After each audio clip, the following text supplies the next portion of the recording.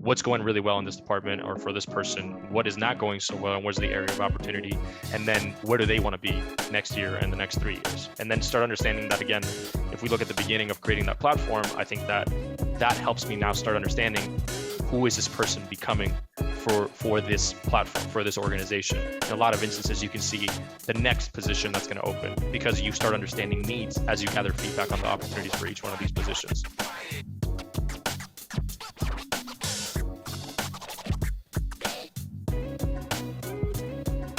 Welcome, ladies and gentlemen, folks and people. I'm excited to chat with you today. My guest today joining us from Florida is Fernando Clemente, who is the owner and president of Digital Mules. Fernando, what's happening today? How's it going, Anthony? Thank you so much. I'm doing awesome. So tell our listeners a little bit about you, how you got to where you are, and what excites you on a day-to-day basis. Yeah, absolutely.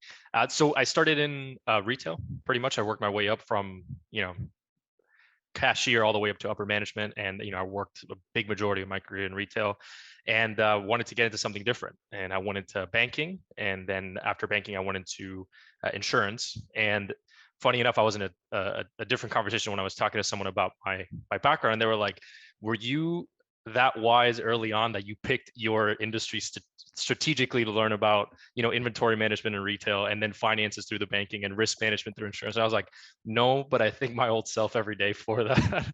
It was a very interesting sort of change, and it happened due to connections and timing, and I'm always grateful for that. And I always had a side hustle going. I think I always wanted to strive to be an entrepreneur, just very scary to take the leap when from an early age I had a salary plus benefits plus paid time off plus all these different things that made me feel really comfortable in that space. So then previous side hustle from this was actually I had a content creation company for realtors. I ended up pretty much selling that company off to the previous partners and then kicking off this project, which is now Digital Mules. So I've been in this project for about the last 5 years basically, but 2 years ago is when I went full time. And then basically, if you look at the growth we've had in the last 2 years, it went from this being my side hustle and taking the leap to 22 employees now here in the US. And if I were to tell you one thing that definitely keeps me motivated or gets me out of bed in the mornings, it's just overall creating a platform that I've never seen before in terms of understanding ideas and implementing those. So I know for a fact that if any of my previous employers would have shown me that type of platform, I'd still be there. So I think that that's what I'm striving for, right? I'm striving for a platform where my team can look at the growth of the company as their own growth and be able to expand further and hopefully beyond beyond anything they ever imagined. Yeah, I love that. I'm really big on kind of platform companies when I look and say like, hey, what's going to be next? It is a platform. So I think that's really cool. So let's take a step back. You said, hey, I thank my younger self for it. And the past couple of years have been really big for your growth. So if you sort of did like a Monday morning quarterback kind of view of it, what has been the growth from employee to side hustle guy to like full on agency owner? And what are some of those like the lessons that you learned, some of those ahas, and maybe some of those like big challenges that you had to face personally along the way? Yeah, no, I mean, and I think we can also tie this back in with if you look at what's happened in the last 2 years, with the pandemic and things like that. I think that getting into that growth mindset or that quarterback planning Monday mornings, I think that's really helpful. But I think the transition that we can take a look at is, from an employee standpoint, I think I was humbled to just be employed and understand a bit better of what makes this an organization, right? What part am I playing? What part is my manager playing? What part is my manager's manager playing? And just understanding structure. I think that then the side hustle, I just wanted, kind of like frontline experience of what that would look like. And I think that you hear this a lot, and at the time is when a lot of influential entrepreneurs were coming out with a lot of speeches. And, I remember, hearing a couple of entrepreneurs having the same common theme of just go for it. And as you fail or necessarily, find opportunities that you learn that are not successes, you're going to move closer to success a lot quicker, which I think in turn helped me out with the side hustle. And then going into the agency side, I think that discipline and consistency is probably the biggest lesson I've learned. I think that when you look at your full-on team and your full-on organization, it's like a seesaw that tipped over, right? Before I was looking up to see how everyone played a role in the organization, and now I'm kind of looking and on the other side of the seesaw and understanding how do I move everything upwards, me being that baseline, right? Which is very different because I have to understand development, personal goals, and just being invested not only in the project for yourself, but being invested in those relationships with the people that are helping you make this dream come true. Yeah, I love that. And there's a couple of things I took away from that I really like. So one was, as you were going through that process and when we kicked off, you said, hey, how did you know? Did you know you were going to be in those industries? But what I think I took away from that is because you had the growth mindset, you were looking. I think some people placed with the exact same opportunity would be like, oh, this job is garbage. I hate my life. Whereas you took the opportunity to use it as a building block, as a platform and say, what can I take away from this? You didn't know you were going to be in entrepreneurship, but you like made the most of the opportunity and pulled everything into you.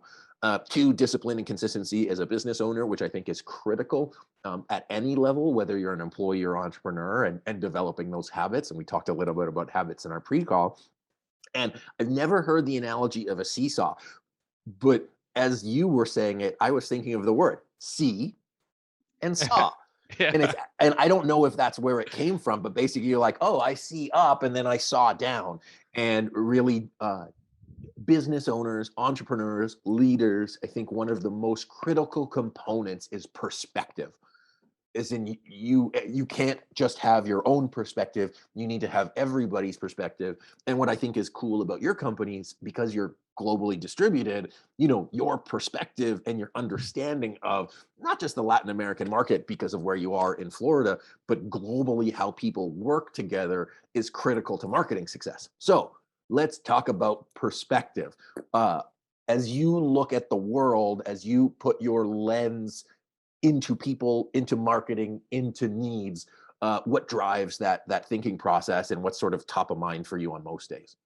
Yeah, I think top of mind is going to be transparency and communication. I think that's top of mind when it comes down to perspective, because I think that in a lot of instances we can get caught up in the day to day, and we like putting things off because it's comforting. So I think that you have to be transparent with the things that you're putting off and understand how to prioritize those, and then communicate that over to your team, to your clients, to anything that's happening. And I think some clear examples here are, I think you have to look at what are your open items, and I think that keeping some sort of a to-do list. So I actually keep where's my journal? I keep an actual like physical journal that I write in every single morning, and I do my personal to-dos, and then I do my Mule to-dos. And basically in there, what I like to do is also prioritize, right? What do I need today? What can I do tomorrow? And what can I do before the end of the week? And communicating that over to the clients, communicating that over to the team. So if I can take a look and transparently talk to my team and say, hey, is this something that's achievable and attainable in the timeline that the client wants? Not being afraid to go back and push a little bit and say, hey, this is where we stand. This is where we're at. I think that in the matter of perspective, you have to define your mission and understand your goals, and that'll help you get really good perspective over your current, I guess, track, right? Your current lane.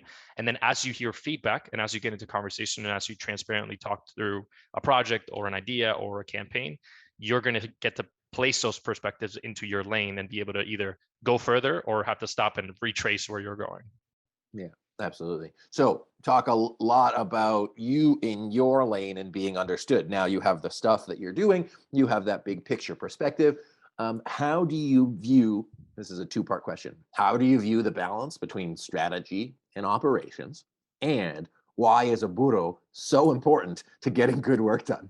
I mean, there's a couple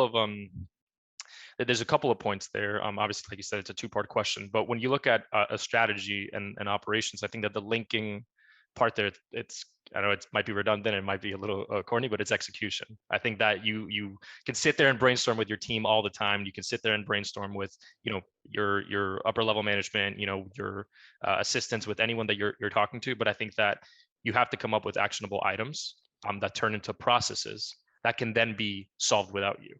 And I think that now leads into a new sector, right? Or I guess a new topic, which is just also delegation and quality control and quality assurance. So I think that between both, I think that the strategy is awesome, and I love brainstorming.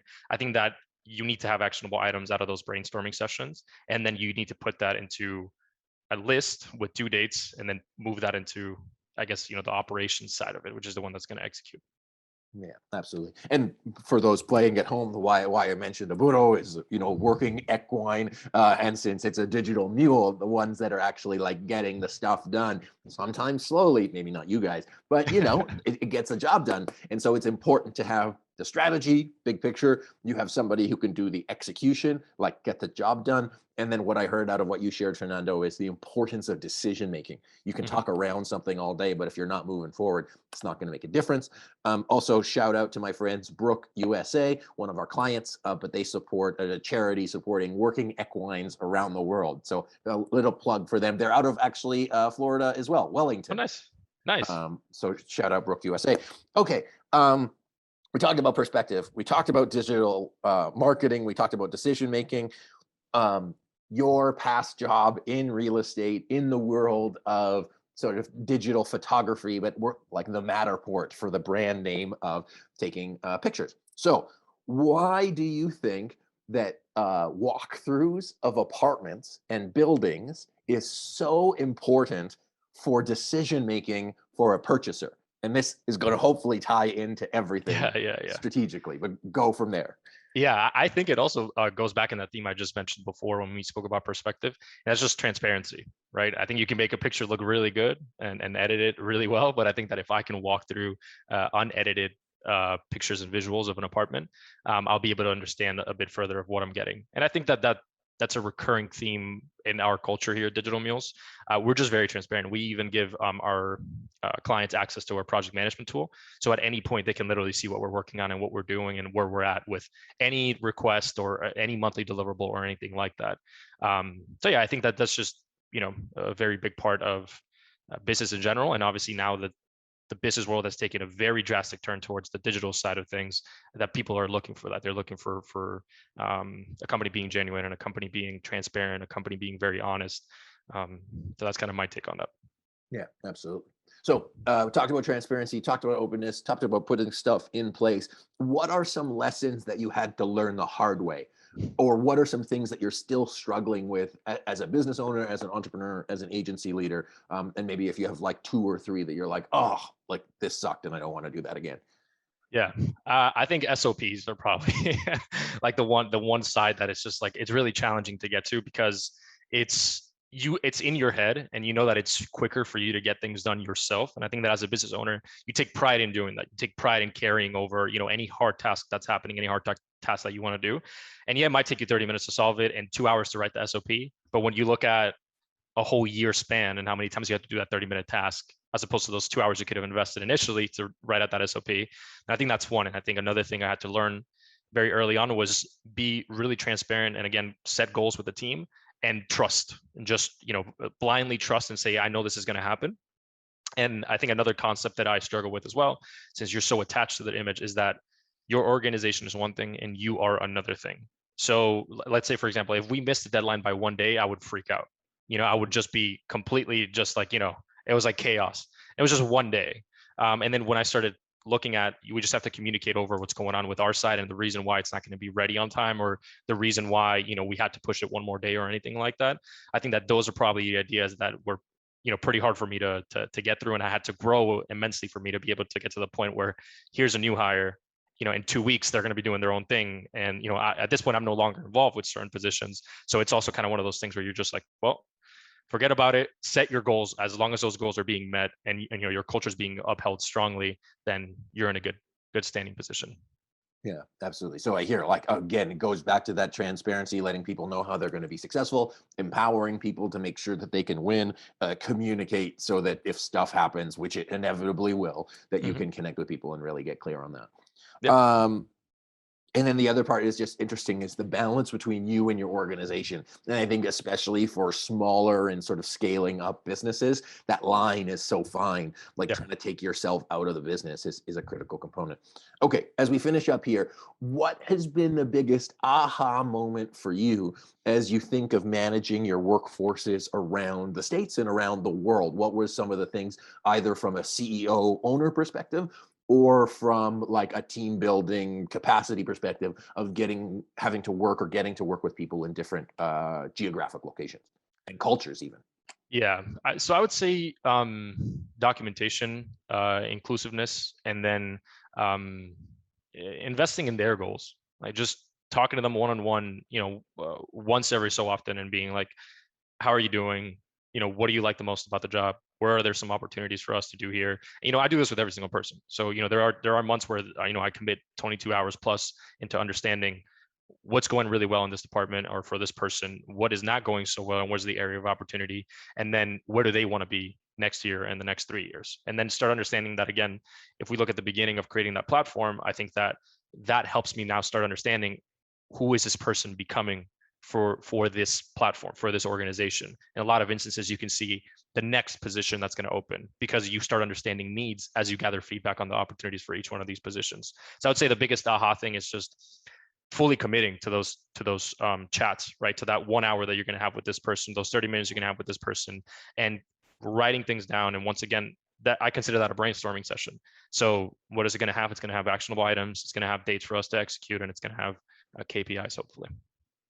Absolutely. And what I took from that, out of what you shared, is not only are you communicating down and talking to them and getting the information, making sure that they're supported and successful, but you're really like pulling in opportunities. You are, creating the strategy from what they're saying. Those brainstorming sessions can create great ideas, but you're saying, hey, like, how do I implement that?